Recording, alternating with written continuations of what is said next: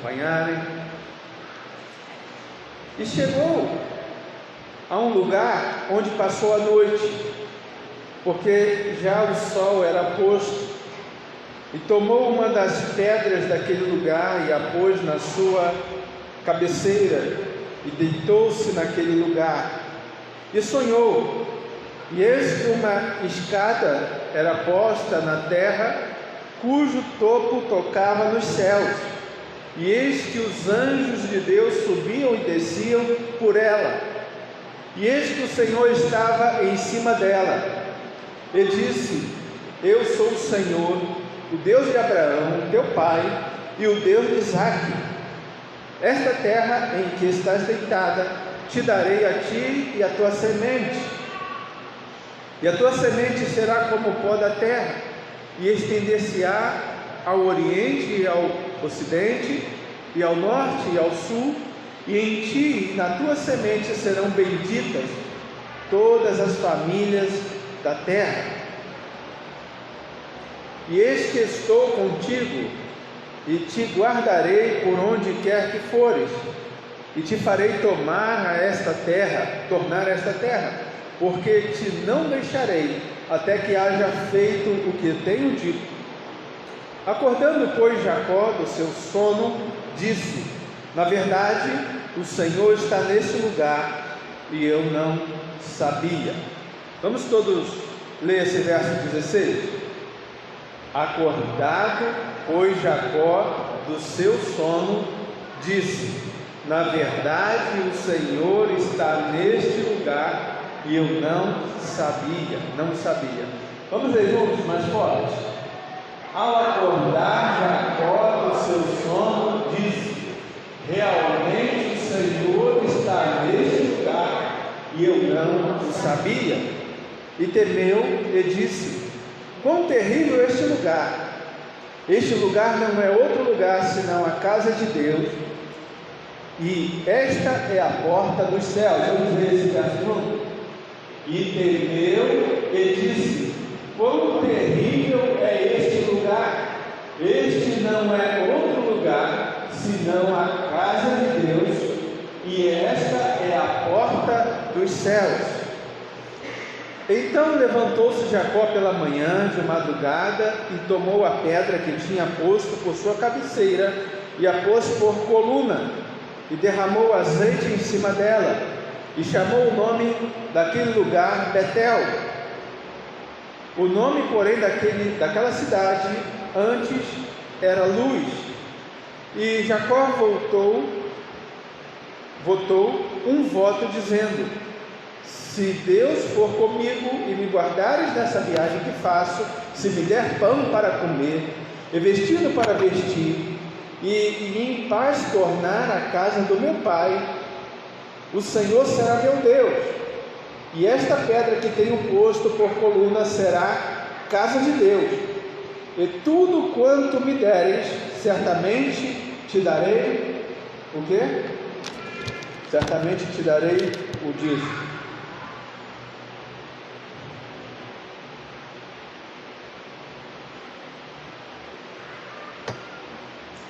Temos aqui, irmãos, uma experiência de Jacó,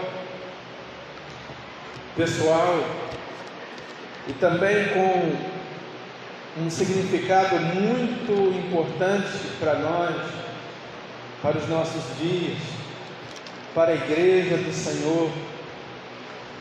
Primeiro porque Jacó, depois daquela experiência tremenda com Deus, ele pega uma pedra e ele coloca como coluna de um altar, e ele adora a Deus, ele derrama o azeite sobre aquela pedra, ele faz uma aliança com Deus, e põe o nome daquele lugar de Betel. Betel, a palavra Betel significa casa de Deus, Betel. Toda palavra hebraica que começa com Bet significa casa. Então temos muitos lugares no Novo Testamento que a gente conhece, como começa com Bet, né? Betânia, Belém, na verdade é Betlém, que significa casa do pão, e Betesda, a casa do tanque, do poço, e por aí vai. Só que ele consagra aquele lugar, e ele diz Betel. Bet, casa, El, é uma abreviação do nome de Deus, que a gente tem, El Shaddai, Deus Todo-Poderoso, Elion, por aí vai, Elohim, sempre começa com El, significa Deus. Por isso tem muita gente que o nome começa com El, né? Às vezes não sabe nem porquê, mas a origem hebraica é El, começando com o nome de Deus, El. E eu, né? Eliezer, né? Elinéia, Elaine, mais o que aí? Por aí vai, né? Tem muitos nomes que começam com El, tem essa origem. E ele diz então, esta casa, Betel, é a casa de Deus. É a casa de Deus. É interessante, irmãos, porque ele está ali representando a muitos crentes. Tá? Vamos traduzir agora para o Novo Testamento, para os nossos dias. Ele está ali representando muitos crentes que dormem. Tá? Claro que eu estou falando de dormir no sentido espiritual. Muitos crentes que estão dormindo na casa de Deus. Dormir na casa de Deus é você ter uma vida sem compromisso com Deus. É você chegar diante de Deus em um culto e agir como se Ele não estivesse naquele lugar. É você viver uma vida como se Deus não estivesse presente. É você ter objetivos, é você estar fazendo uma tarefa, você ter um cargo, mas você não saber o porquê daquele cargo, ou quem você está servindo, achando que está servindo homens. E por isso muitos não servem a Deus com o que faz, com excelência, achando que está servindo apenas a um templo, a uma igreja, a um pastor. Não, Jacó estava cumprindo ali uma meta, e ele não sabia que aquela tarefa havia sido dada por Deus. Porque Deus fala, olha, quando você cumprir tudo o que eu tenho designado para você. Ele não sabia que estava diante de uma missão, de um chamado de Deus. Ele está vivendo uma vida indiferente. Estava cumprindo o chamado. Ele estava indo, né, a mandado do pai, Isaac, a buscar Raquel como esposa, conhecer Raquel como esposa. Só que nisso tudo está a ordem de Deus de manter a sua promessa de, através de Abraão e sua descendência, serem abençoadas todas as famílias da terra. E ele é chamado para esta missão, ele está dentro do chamado de Abraão. Mas só que ele ainda era uma pessoa sem compromisso com Deus. Ele representa até esse momento tipos de crentes que estão dormindo na fé, estão indiferentes, que vão cultuar como se Deus não estivesse, ou não fosse o objeto, não sei se essa palavra está certa, objeto, se Deus não fosse o ponto central da adoração, da oração, da comunhão, da intimidade. Como eu falei no início, muitas pessoas apenas chegam na igreja para cumprir um ato religioso, porque agora se sentem religiosos. Deus nos chamou para estar com Ele, andar com Ele e ser dele. Isso sim levanta pessoas que sabem quem Ele é e que Ele está presente. Já na hora, irmãos, da gente banir do nosso meio, do nosso coração, uma religiosidade fria, indiferente, descompromissada. Está na hora da gente se envolver profundamente com aquele que está presente. Muitos vivem o Evangelho como se Deus não estivesse presente.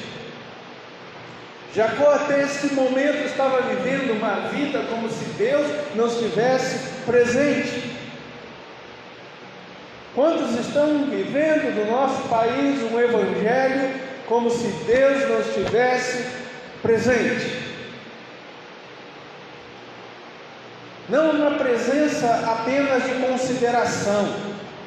Aí eu chego lá na igreja, eu considero que Deus está presente, que Deus vai ouvir a nossa oração. Eu considero isso. Não é de consideração, é de envolvimento pessoal,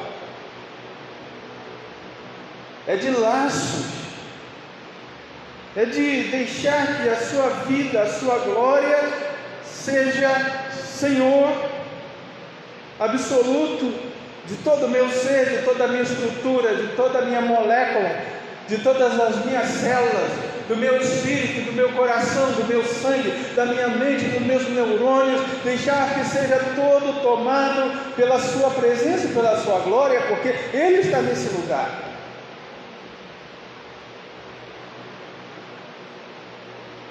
E a gente precisa banir o Deus da religiosidade e assumir a intimidade com Deus presente,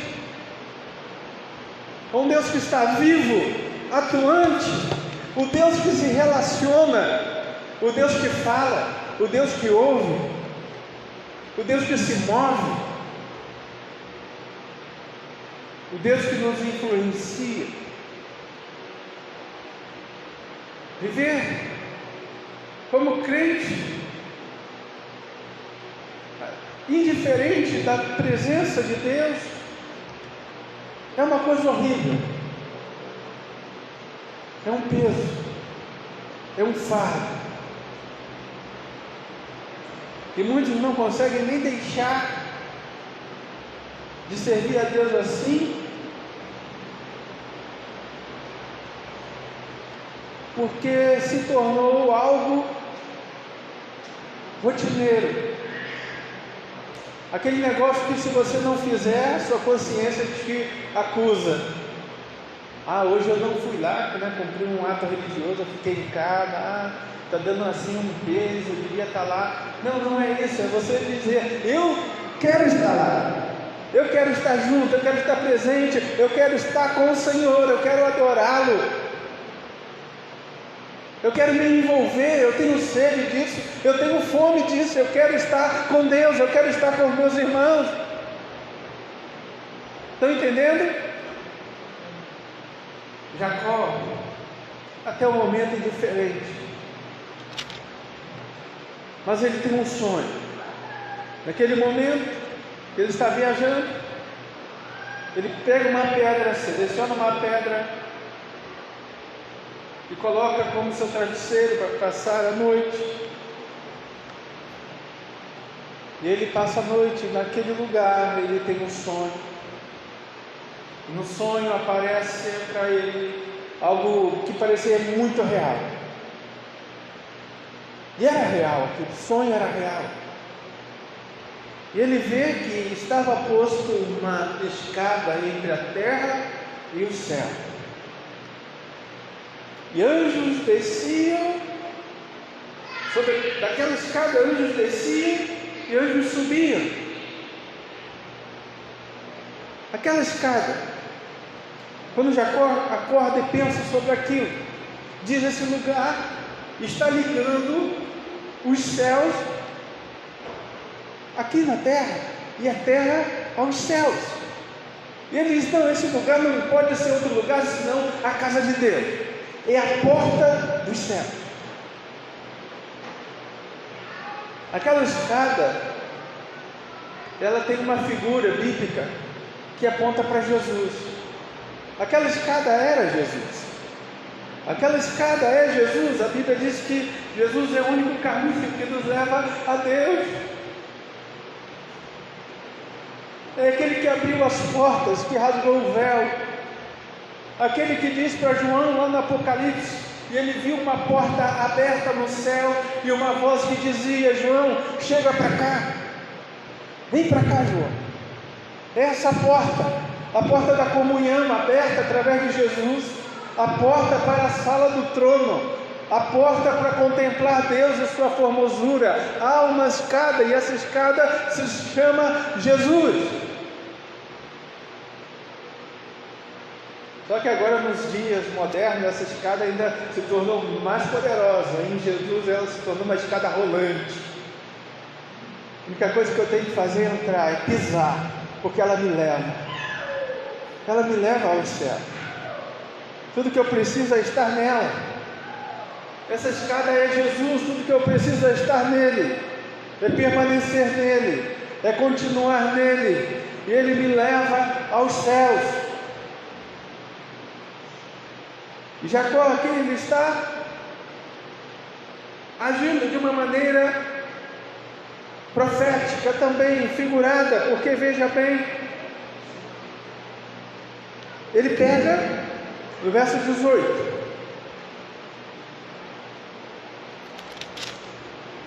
diz assim: então levantou-se Jacó pela manhã de madrugada e tomou a pedra que tinha posto por sua cabeceira e a pôs por coluna e derramou azeite em cima dela. Esta pedra, profeticamente, significa a igreja de Jesus. Quando ele diz essa é a casa de Deus, e ele pega aquela pedra como um ato simbólico, ele está profetizando sobre a igreja de Jesus. A igreja de Jesus é fundada sobre uma pedra, e essa pedra é Cristo. Quando Pedro diz o seguinte para Jesus: Jesus, tu és o Cristo, o Filho do Deus vivo. E Jesus disse: muito bem, Pedro, não foi carne e sangue que te revelou, mas meu Pai que está no céu te revelou. Digo que és Pedro, e sobre esta pedra, sobre essa sua confissão que Jesus é o Senhor, edificarei a minha igreja, e as portas do inferno não prevalecerão contra ela. Quando Jacó pega essa pedra então e consagra e coloca no altar, e como altar, e derrama azeite, ele está profetizando que essa pedra é Cristo. Cristo, a pedra. Paulo diz o seguinte, que Cristo era a pedra que seguia os israelitas no deserto para dar a eles de beber. E agora esta pedra está como atuando nos nossos dias, como a qual a igreja de Jesus verdadeira foi edificada. Esta pedra é Cristo. É a confissão de Pedro: tu és o Cristo, o Filho do Deus vivo. Então a igreja é edificada nessa pedra, que Cristo é o Senhor, é o Filho do Deus vivo, do Deus Altíssimo. E quem confessa isso, e quem vive isso, as portas do inferno são derrubadas diante daquele que vive isso, e confessa isso, porque as portas do inferno não prevalecem contra a igreja do Senhor. E a Bíblia diz ainda sobre qual aquela pedra cair, que é Cristo, ficará feita em pedaços. Esta é a pedra a qual os construtores rejeitaram, e foi feita a principal pedra de esquina, diz Pedro. Cristo é esta pedra, e ela representa a igreja. A igreja foi fundada sobre esta pedra, sobre esta coluna, sobre este alicerce. E digo mais, depois chegou ele, um ato profético ainda, e derramou. O que ele derramou sobre a pedra? Derramou o quê? Azeite. Azeite fala de quê? Símbolo de quê? Do Espírito Santo de Deus. Sobre esta pedra, lá em Atos, no capítulo 12, diz que o Espírito Santo veio sobre a igreja, e a partir daí a igreja está ungida pelo Espírito Santo de Deus. A presença do Espírito Santo está na igreja. Não é apenas uma pedra, é uma pedra que foi ungida. A igreja não está apenas em cima de uma pedra, mas ela recebeu o poder do Espírito Santo. Diz Atos capítulo 1, verso 8: recebereis poder do Espírito Santo e ser-me-eis por testemunha. Você está entendendo isso aqui? Recebereis poder. Irmãos, a igreja é algo vivo, é algo que o Espírito vivo de Deus habita. Este não é outro lugar senão a porta de Deus, a porta dos céus, a casa de Deus e a porta dos céus. Este lugar que as nossas orações sobem e a resposta de Deus desce. Há uma porta aberta nos céus. Há uma porta aberta nos céus para a igreja. Amém? Ou não amém? Há uma porta aberta para a igreja. Há uma porta aberta para uma igreja que entendeu isso, para uma igreja que ora, para uma igreja que intercede, como diz alguma linguagem aí popular, para uma igreja que bombardeia os céus com suas orações. Há uma porta aberta e há uma escada posta. Há uma porta aberta para que as suas orações sejam ouvidas. Quando Jesus está conversando com Pedro, isso que acabei de dizer, Jesus diz o seguinte: te dou as chaves do reino dos céus. Jesus deu a chave da igreja, para a igreja, a chave do reino dos céus.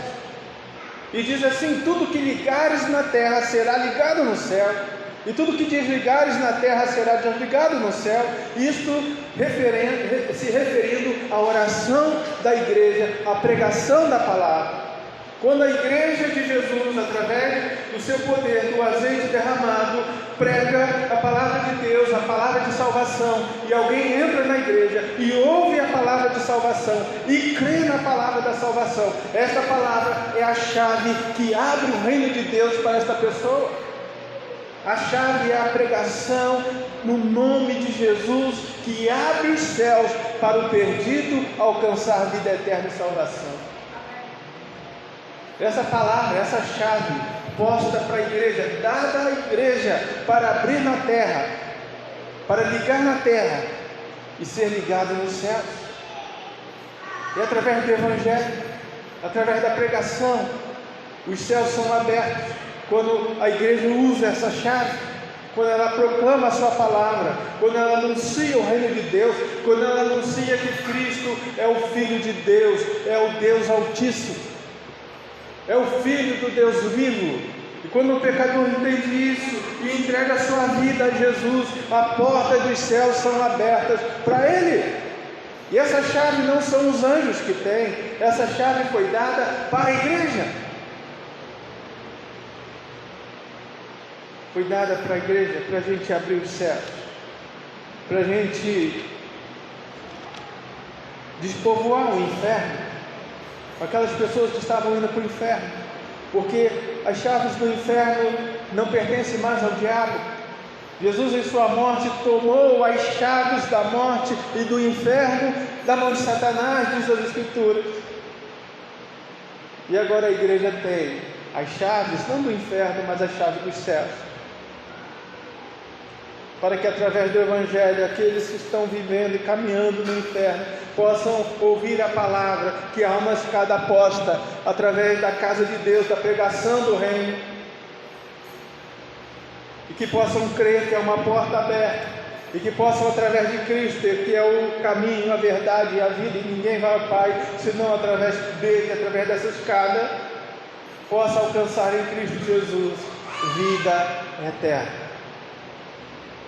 E essa escada se chama graça, e a porta ainda está aberta. E última análise para a gente adiantar desse texto. Vemos aqui Jacó também tendo uma experiência de compromisso com Deus. Lá no último verso.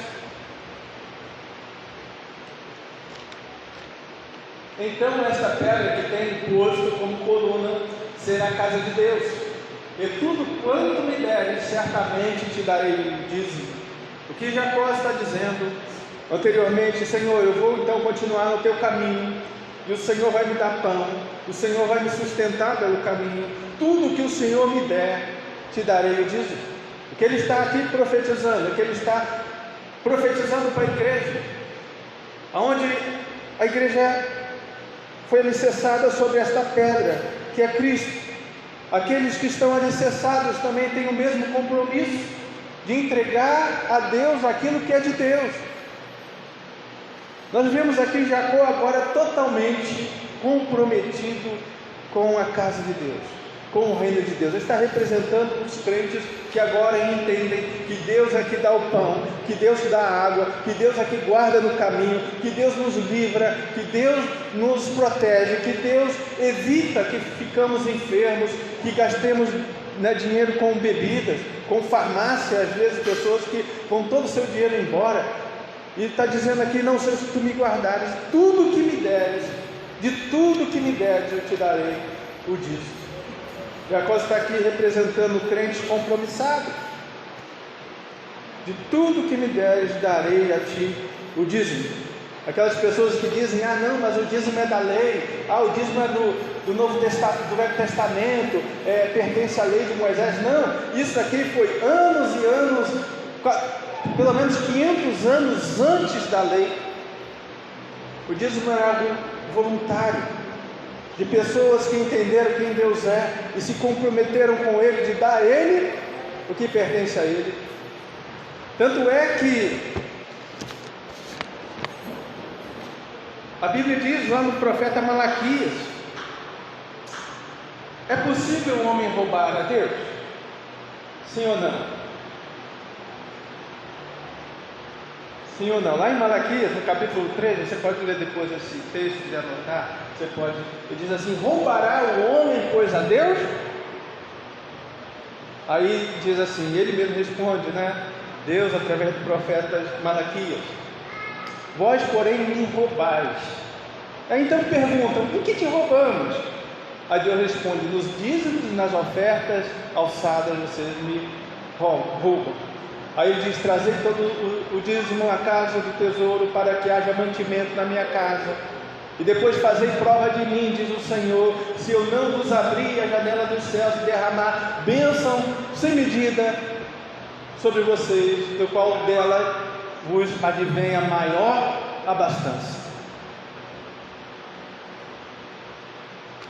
Dízimo significa compromisso com o Criador e sustentador de todas as coisas. Por que então Deus diz: roubará, pois, o homem a Deus? Porque quando roubamos, não damos o que é de Deus, nós estamos usando o que não é nosso. Não é isso?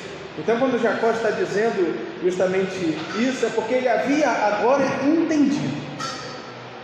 entendido o significado de Deus ser o dono de tudo da sua vida, inclusive das suas finanças. Porque ele viu isso na vida de Abraão. Aliás, ele entendeu que Abraão era dizimista, ele entendeu que Isaac também foi dizimista, e que Deus os abençoou e sustentou. Agora ele está dizendo que: Deus, tu serás o meu Deus, e agora que tu és o meu Deus, eu tenho um compromisso completo contigo. Por onde eu for, tu vai me dar água, tu vai me dar o pão que eu precisar, mas em tudo que me deres, eu te darei o dízimo. É uma aliança de fidelidade com Deus. E essa percepção veio profeticamente, indicando que isso permaneceria na igreja de Jesus, permaneceria sobre a pedra que representa a igreja ungida pelo Espírito do Senhor, o azeite sobre a pedra. E agora ele está assumindo compromisso com Deus: Deus, tu és o meu Deus. Porque antes de Jacó era conhecido como... Qual era o nome de Jacó? A tradução? Usurpador, ladrão. Ele era conhecido como ladrão. A tradução do nome Jacó significa usurpador. O que é usurpador? É aquele que usa aquilo que não é dele, que assume posto em lugar que não é dele. E agora, quando ele tem essa experiência com Deus, e ele diz: agora, Deus, eu não posso mais usurpar ninguém, porque o Senhor é o dono até das minhas finanças. O Senhor é o dono das minhas finanças também, e tudo que o Senhor me der, eu vou dar o dízimo. Como eu falei, irmãos, eu dificilmente acredito de pessoas que fazem sensacionalismo com dízimo. Não, eu acho que o dízimo é compromisso consciente de cada filho de Deus. Sensacionalismo, olha, você tem que trazer tanto para Deus te abençoar, não, você tem que dar um cheque, você tem que dar o que você não tem. Isso eu não creio. Isso é mentira. Jacó está dizendo: Senhor, de tudo que o Senhor me der, o Senhor me dá primeiro, depois eu te dou o dízimo. Daquilo que o Senhor me der, eu vou ser fiel naquilo que o Senhor me deu. Tem gente se endividando por aí, porque muitas pessoas, infelizmente, são gananciosos. Muitos pastores são, como diz a profecia lá no livro de Judas, são cães gulosos, e muitos falsos profetas, e por isso a doutrina do dízimo é muito mal vista, muito mal vista. Mas aquele que realmente tem intimidade com Deus entende a beleza, a essência disso, e o compromisso com Ele. E eu estou falando aqui de dízimo, porque eu estou falando, irmãos, de um compromisso pleno, completo, da nossa vida por completa, corpo, alma, espírito, bens, tudo pertence a Deus, até aquilo que está em nosso coração. Quando a gente aprende a arte de dizimar, a gente está mostrando para o mundo, mostrando para Satanás, que até do nosso coração Jesus é o Senhor e não as riquezas. Por isso, essa é a muitas formas que temos de ser fiéis a Deus e adorá-lo. Adorá-lo sabendo que Ele está nesse lugar, adorá-lo porque nos envolvemos com Ele e Ele se envolve conosco, adorar porque há uma porta aberta a receber a nossa adoração, e há anjos descendo e trazendo respostas de Deus sobre nós, e tudo que Deus quer é que sejamos fiéis em tudo a Ele. Amém, irmãos? Amém. Até então estava empolgado, todo mundo aí, agora falei do dízimo, amém, caiu um pouquinho assim, amém. Vamos lá? Amém, irmãos? Amém. Melhorou 10%. Vamos orar? Vamos ficar de pé.